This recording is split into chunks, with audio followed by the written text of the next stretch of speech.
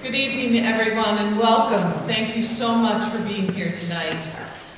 In one of Dr. Maritime's favorite novels, and perhaps one of your favorites too, F. Scott Fitzgerald writes in The Great Gatsby, "Life starts all over again when it gets crisp in the fall." I believe this statement resonates with everyone connected to the new beginning that inevitably comes with the opening of a new school year.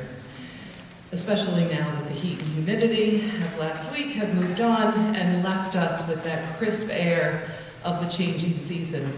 I hope we're all feeling more energetic and excited about what lies ahead. Students, parents, teachers, all of us have the opportunity to set new goals, take advantage of the countless moments of learning, and celebrate the fact that really in so many ways, life is starting all over again. I think it's particularly true for all of you seniors, entering their final year of high school while at the same time contemplating their next step. For those who attended last Thursday's Parents Back to School night, you heard Mr. Clough describe his conversations with college admission deans and directors he visited over the summer. He made these visits to learn more about the colleges and also to tell them about what's happening here at Nichols. He also asked them, what are you looking for? Beyond being academically prepared and being competitive for a particular school, what personal qualities do you seek? He heard 4 consistent responses. Engaged. We want to admit students who demonstrate significant involvement and engagement in their schools and their communities. Leadership, initiative, and we want students who have displayed intellectual curiosity. Well, tonight we are so fortunate to have 4 admission officers representing 4 very different schools. They're here in part to enlighten us on how they read applications and determine the presence of those important characteristics. In a moment, we'll hear them speak about their schools and their own experiences, but let me introduce them to you with a word or two that you might not see in their resumes. Joe Park is an admission fellow at Amherst College. He is a 2015 graduate of the Liberal Arts College. Mr. Park studied music, and seniors, listen up. For his senior thesis, he presented an oboe quintet, an original composition that explored melody, harmony, form, and rhythm. And as he shared with me earlier today, he poured himself into this project. He knew that half of his grade depended on its success. He was very pleased with the outcome and incredibly glad when it was over. So for all of you seniors who are contemplating your senior thesis projects, it's something to think about. Lisa Searle is a proud graduate of Gettysburg College, where she worked as an admissions ambassador. I think it's probably the very best job a student can have on campus. She took advantage of that experience and is now in her 7th year at Ithaca College, where she works as an assistant director of admission. And a little something about Lisa, this summer she and her husband traveled to Alaska, and as the checked baggage, they brought home 40 pounds of salmon. I don't think she brought any to share with us tonight. Tim Matthews has been a member of the University at Buffalo community since his days as an undergraduate and graduate student at UB. What you will be surprised to learn about Mr. Matthews was that he is also the past Victor E. Bull, the school's mascot. And he also performed as Buster Bison for our very own baseball team. I'm sure he has some real stories to tell. Shawn Abbott is the Assistant Vice President and Dean of Admission for New York University, Manhattan, Singapore, and Abu Dhabi. His extensive admission experience includes leadership roles at Boston University, Columbia, and Stanford. Dr. Abbott is also a graduate of the University of New Hampshire. And who here knows which faculty member is a graduate of the University of New Hampshire? Anybody? Yes? The Ericksons. Your own Writing Center director and Shawn Abbott share their alma mater. Tonight, Shawn will share with us some straight-talking, tough-love advice and observations about the college admission process. Now, I've asked our guests to share a bit more about themselves and their institutions with you. Please help me give them a warm Nichols welcome.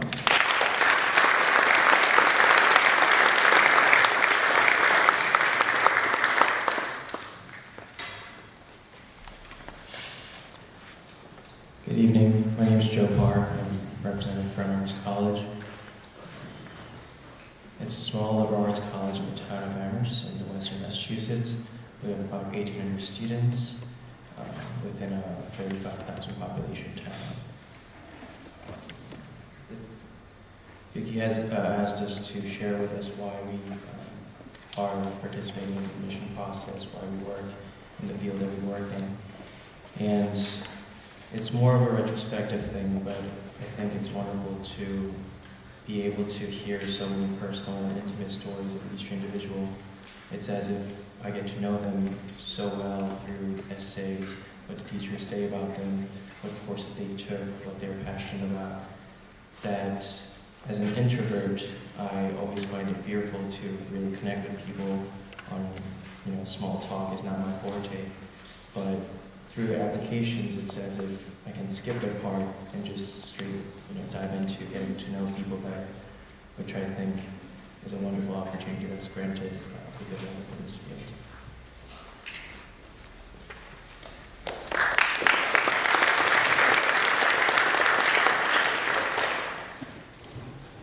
I'm a little shorter. I need to pull this down. Sorry. I also have notes because Vicki did ask us to talk about some things, and I want to make sure I have all of them covered. Again, good evening. My name is Lisa Searle, and as Vicki mentioned, I'm an assistant director in the Office of Admission at Ithaca College, where I've been since 2009, when I graduated from my alma mater, Gettysburg College. One of the things that I love most about this job is what we're doing right now, meeting you where you are, talking about your interests, your passions, your career aspirations, and talking about how you can make that happen through college. I was a first-generation college student, and so I didn't have a ton of guidance and support from my family in the college search process, and I relied pretty heavily on people like Vicki to help me through that process. So being in admission and enrollment now gives me that opportunity to connect with students and to help them make more well-informed decisions about college. For those of you who don't know about Ithaca College, we are located in Ithaca, New York, on the southern end of the largest Finger Lake of Cayuga Lake in the heart of the Finger Lakes. And Ithaca, the city, has been recognized as one of the #1 college towns in the US for our size. So we live in a really vibrant and exciting community up on South Hill. Ithaca is known as a comprehensive college, and so what that means is we have both professional schools as well as a school of the humanities and sciences. Our student population is about 6,000 undergraduate students, and our students come from all 50 states and 83 different nations. So Ithaca College is very much a global campus community, which means it is not a suitcase or commuter school. Our students are with us throughout the week, on the weekends, and there are a variety of things for our students to be engaged in outside of the classroom. When we're looking for students who are interested in Ithaca College, we're really focusing on looking at some of those qualities that Vicki already mentioned. We're looking for students who are academically prepared for the rigors of collegiate level work, but who are also excited to be a part of a campus community and who want to do more than sit in their dorm room when they're not in class. I'm hoping you are all looking for colleges where you can do that. Nod your head if you're with me. Audience participation portion of the program. Outstanding. Ithaca prides itself both in the work students can do in the classrooms with their faculty. The student-to-faculty ratio at Ithaca is only 11-1. The average class size is only 17. And as an undergraduate-focused institution, students have access to those experts and can really collaborate both with their peers and with their faculty. I'm excited to be here tonight to talk to all of you, and I look forward to meeting you. Thank you.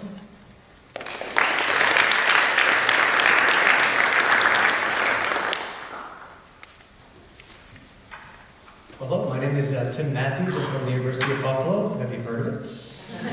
Okay. The University of Buffalo, if you're not familiar, is the largest research institution amongst the State University of New York system. I'm actually assistant director of the University of Buffalo Honors College. I have a little bit different role from my colleagues here today. I actually coordinate our admissions in our office. I previously did work in undergrad admissions at UB, so it was a perfect fit for me to kind of transition to that role. I also serve as an academic advisor, and the University of Buffalo Honors College actually provides you with a small community, a small college feel within the large university setting. We consist of the top 10% of students within the University of Buffalo, both academically and in extracurricular activities and involvement, which I'm sure many of you are involved with. Had some wonderful conversations with your counselors earlier about some of the many things that you're all involved with and activities that take place here. You're the type of students that we're looking for. And we, again, provide that small college feel with both the community and a living component, as we have a shared interest housing opportunity. We have our own Honors College Lounge, which allows students to get the opportunity to kind of get away from the hustle and bustle of a large research institution. And we actually serve as your primary academic advising unit as well. So I usually look at about 80 to 90 new freshmen. So I'm going to see you in the halls and know your name, know who you are, and know your story. So it's one of the things that we like to provide to our students. But I'm looking forward to speaking with you all and meeting you today, and thank you for having us.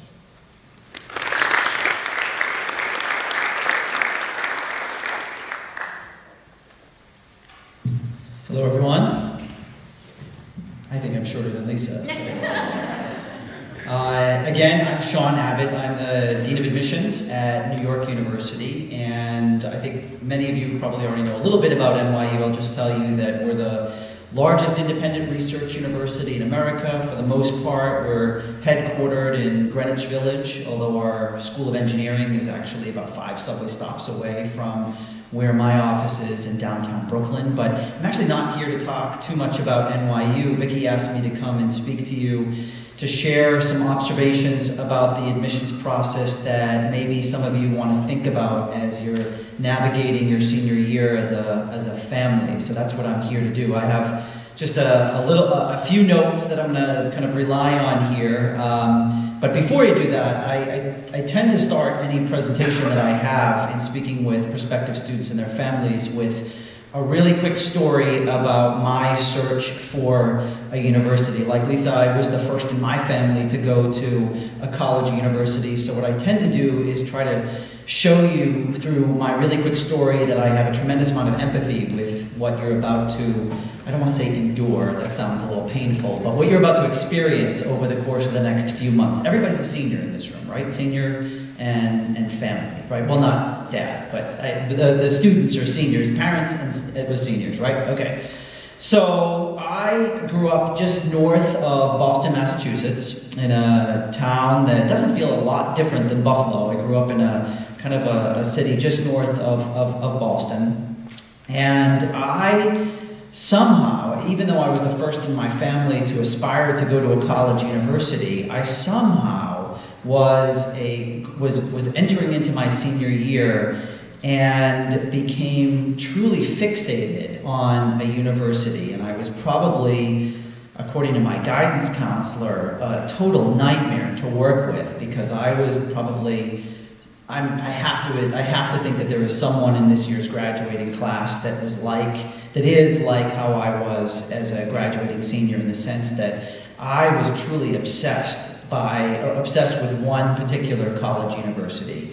And that one university that I fell in love with as I entered into my senior year was a university that isn't too far from where we are right now. The one university that I desperately wanted to go to was Syracuse University. Well, Vicki shared a little bit of my bio, and Syracuse doesn't appear in my bio, so you kind of know where the story goes pretty quickly. It crashes and burns pretty fast. I will tell you that I'm 45 years old to this day. I've never been to Syracuse, New York, so you kind of know where this story is going. But to make a long story short, I did what a lot of seniors do when they fall in love with a particular college university. They file an early application. So I filed an early application to Syracuse. I applied early decision. I'm not sure if Syracuse still has an early decision program, but back in the day, this is about 25 years ago, they had an early decision program. I filed an early decision application, and pretty soon after I filed an early decision application, I went out and I bought the Syracuse gear. I had the Syracuse hat, I had the Syracuse t-shirt, the Syracuse soccer shorts, and the lacrosse shorts. I committed the cardinal sin of putting the Syracuse window decal on my mom's car, my dad's car. I mean, this was kind of a given that I was going to Syracuse. This was all just kind of a formality of filing the application and going through that process. So I waited for my decision from Syracuse, and somewhere around the middle of December, I came home from school expecting to be admitted to Syracuse. And this is the part of the story where I think it resonates with moms and dads a little bit more than it does with students, because moms and dads, if you went to college, you know that if you came home from school and you were waiting to hear from a college university, you were typically looking for either a thick envelope or a thin envelope, because if you were admitted to a college university, you were going to get admitted, maybe a scholarship, maybe the course catalog, information about the dining halls and the residence halls, and all that kind of stuff. And if you were denied from that particular college university, you got a thin envelope. I mean, now students, I think the frame of reference is kind of lost on them, because virtually all students now get their admission decisions either through a website or through email, not all, but most.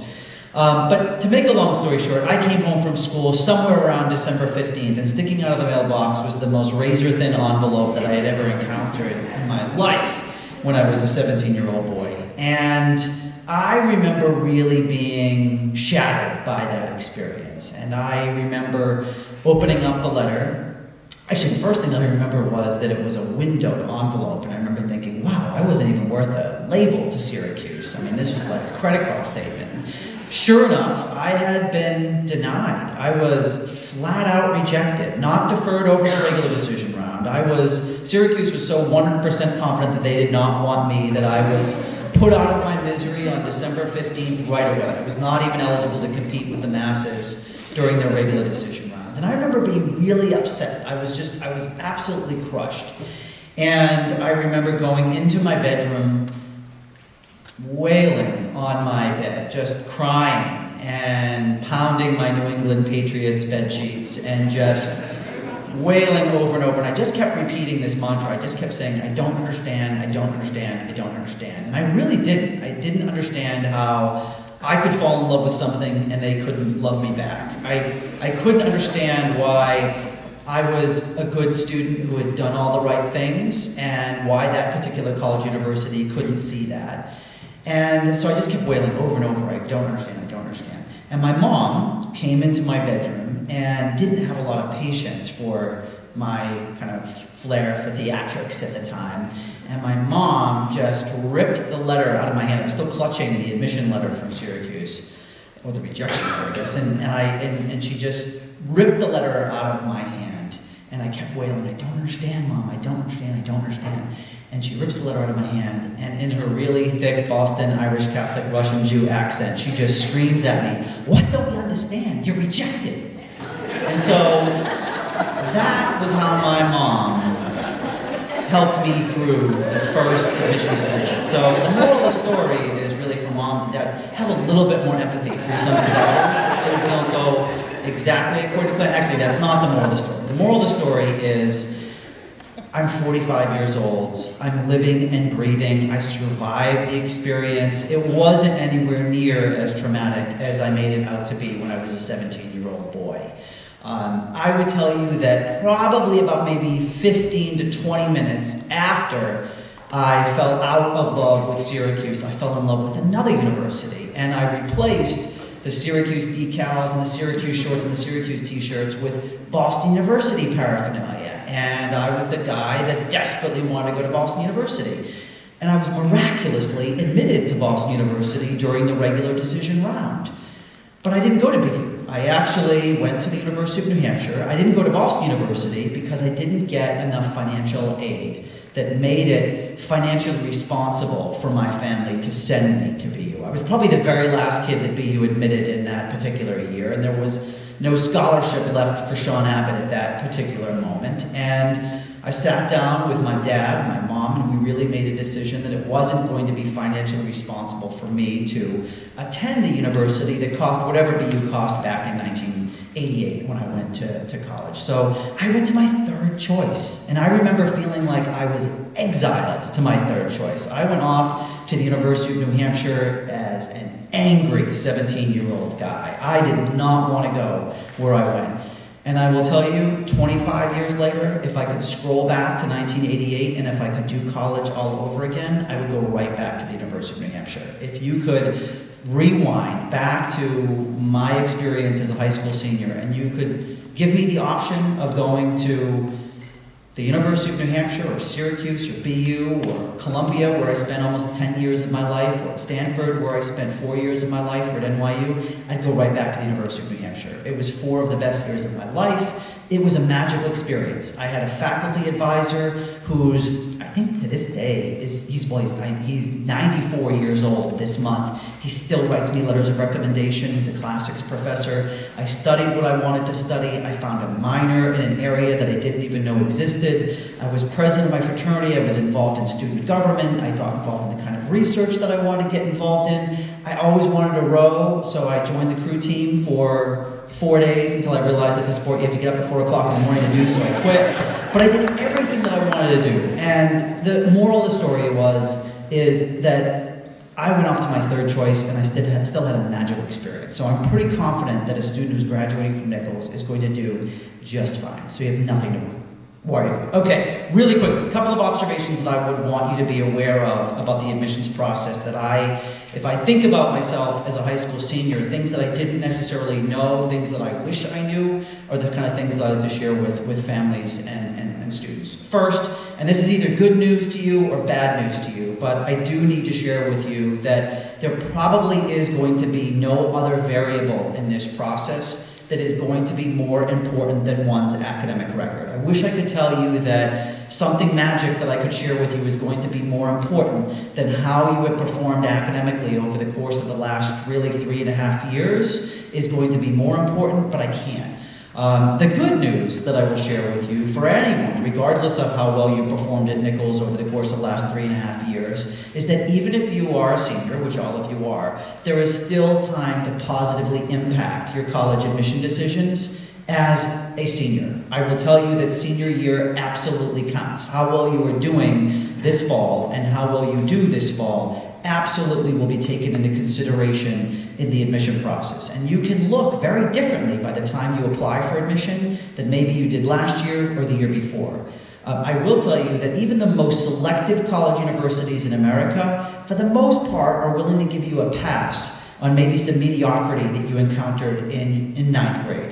I think most college universities, even at the most selective level, are willing to give you a pass on maybe a rocky start to 9th grade. 10th grade is super important, 11th grade is even more important than that, and senior year absolutely counts. I think what a lot of students don't realize is that senior year counts all the way through graduation. We look at your grades as you're moving through the admission process, but we also do a final review at the very end of this process, and we do what we call a final grade review of all of the students that we've admitted during the months of July and August. And this year we had to revoke admission for 12 students that we had previously admitted. So I would absolutely encourage you to really kind of power through all the way through senior year. You graduate probably somewhere in June, right?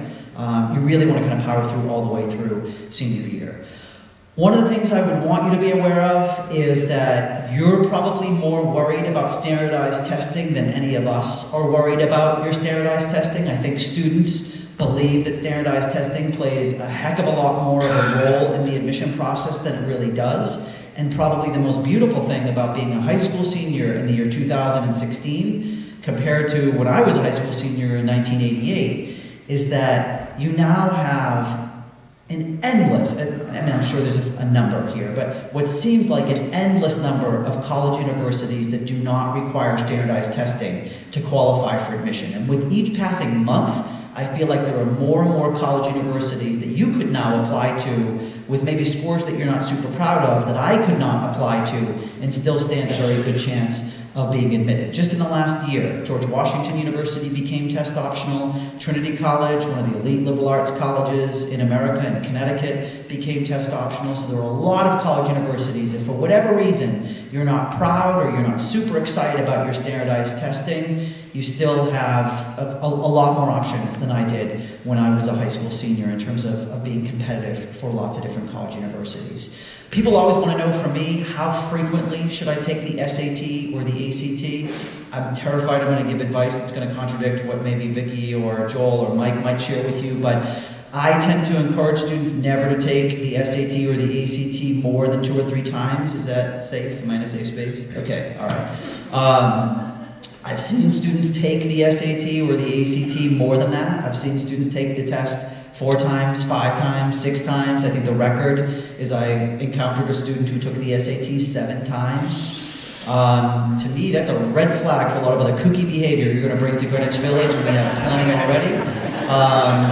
To me, if what you can do with the number 2 pencil is the most exciting part of your candidacy, we're not getting off to a great start. So take it once, take it maybe twice. In rare circumstances, you might feel the need to take that exam a 3rd time, but once that happens, call it a day and move on to the things that you have control over. I'm a huge advocate that in our admission process, what you do outside the classroom should also play a pretty heavy role in the admission process. So we spend a lot of time at NYU focusing on not only what you do inside the classroom, but what you do outside the classroom. So we pay a lot of attention to how you spend your weekends. We spend a lot of time asking you about what you've done over the course of summers between your junior year and your senior year, and how you spend time after school. Now, we know that many of you are likely involved in varsity sports and theater and things that are directly associated with Nichols, but we're very curious about how you spend your time outside the classroom. The kind of impact that you have outside the classroom is really important to us, because what you do outside the classroom is a pretty good forecast for how you're going to be involved on our own individual communities. So really think about how you're going to talk about what you've done outside the classroom and really make the best possible case you can for showing us that you've had impact outside the classroom. Know that we're not going to count the number of clubs and organizations that you're involved in. We're not going to count the number of hours that you're involved outside the classroom. We're certainly not going to count the number of hours of community service that you perform. I'm always kind of creeped out by the kind of person that counts the number of hours of community service that they perform. To me, that's not really a sign that you're altruistic when you count the number of hours that you're helping people. But so it's not about quantity, it's about quality. We're very curious about your impact and not necessarily the volume of things that you're doing outside the classroom. We definitely want, at the very least at NYU, we want to hear from the adults in your life.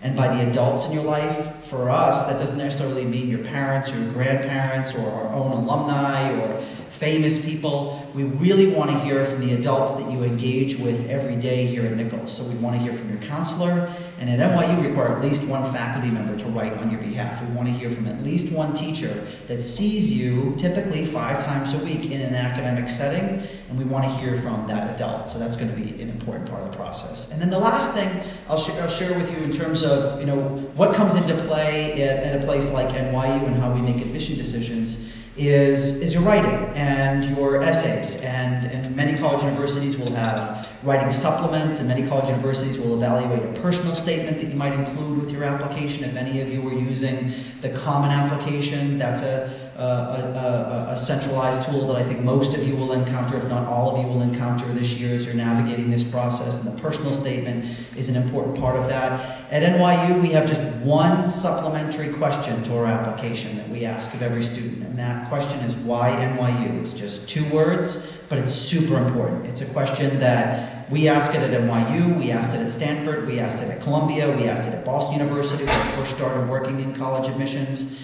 And at NYU, we're super curious to know why you've chosen to apply to NYU and why you feel like you're a good match for what we have to offer. At NYU, we're really kind of a kingdom of schools and colleges and programs, and we really need to understand what you would like to study at NYU. Even if you're undecided and want to study lots of different things, we need to understand you a little bit better, and that's how we gauge that kind of information from you, or that kind of response from you. People always want to know what's a good example of how to respond to those questions. What are you looking for? That's probably the most popular question I get. What are you looking for? And I don't know if it says something horrible about me that I can never remember good examples. I can only remember bad examples of things that you shouldn't write about. So I will share you with one bad example that actually goes back to Boston University when we asked the question, why Boston University? We had one student from Maryland who told us that he wanted to come to BU because Boston University is a member of the Ivy League and I want to be a member of the Ivy League, which, I mean, was not a great response, and it really wasn't a great response on kind of multiple levels, so I'll break it down here. Number one, it was factually incorrect. Boston University is not a member of the Ivy League, so it showed that the student didn't even do a modicum of research to answer the question correctly. The second reason why it wasn't all that impressive to us is that it didn't really say anything about the student. It told us more about what the student wanted to be a part of, and not necessarily how the student would be a good match for Boston University. Does anybody know what the Ivy League is? Moms and dads might know, but do any students really know what the Ivy League is? I mean, not that I would expect you to know, when I was 17, I thought it was just this kind of clump of universities handed down by God as the best universities in the world. Do any of you know what the Ivy League is, or what the Ivy League represents? Yeah. Series of universities that compete on the sports. Yes, totally right. Yep. It's a series of universities. It's 8 universities that compete intercollegiately in sports. So, yeah, it's 8 mediocre football teams that compete against each other every fall. Columbia's right in there in that mediocrity. Okay. The last thing that I'll leave you with is that I would imagine that either you as the student or as the mom or the dad, that kind of family together, I'm willing to bet that you're anxious and you're sweaty about a lot of different parts of the college admission process, and you're probably worrying about a lot of pieces of the college admission process that you have absolutely no control over.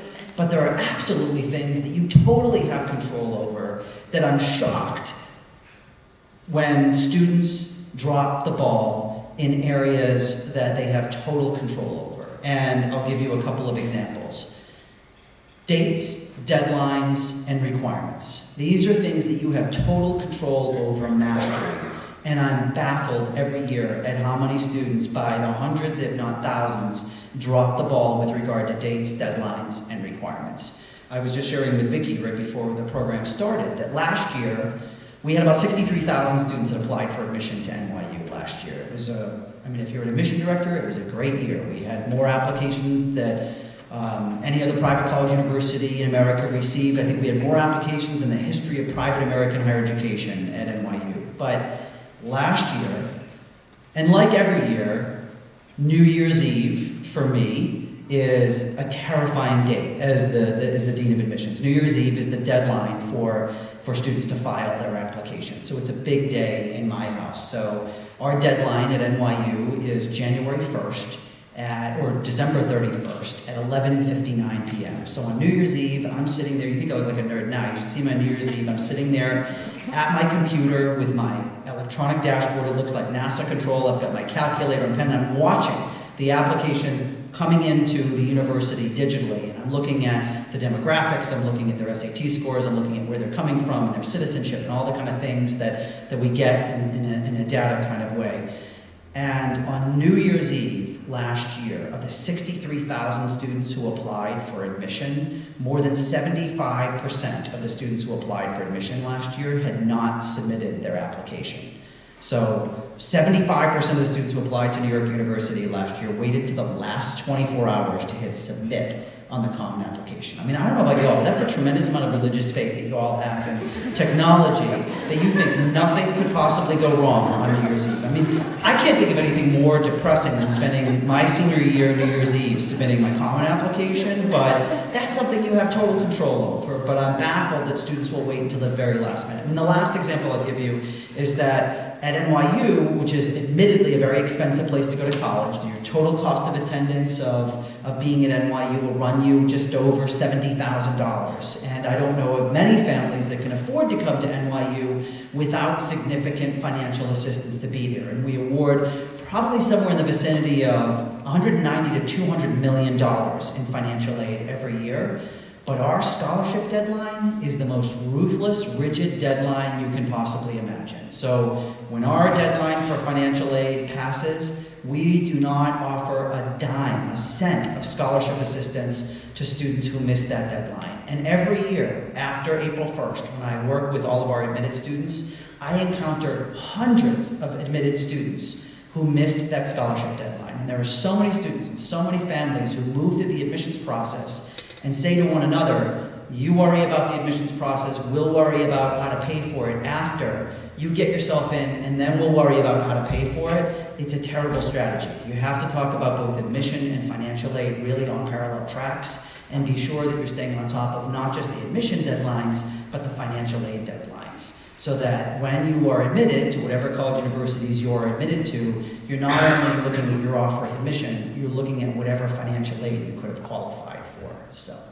last thing I'll leave you with is try to keep things in perspective. Try not to kind of sweat the small stuff. Try not to make too much of a big deal about this process. Know that rejection should be a little bit of a part of this process. I always tell students that if you are admitted to every college university under the sun, you probably didn't reach high enough. You probably didn't apply to a couple of college universities that might have been out of your reach. I don't think it's the worst thing in the world to be denied from 1 or 2 or 3 college universities. I mean, you definitely want to maximize your good news, but it's not the worst thing in the world to be denied from a few college universities. I always find that the students who kind of escape this process completely unscathed are the students who by the end of their senior year have already been dumped by their boyfriend or girlfriend.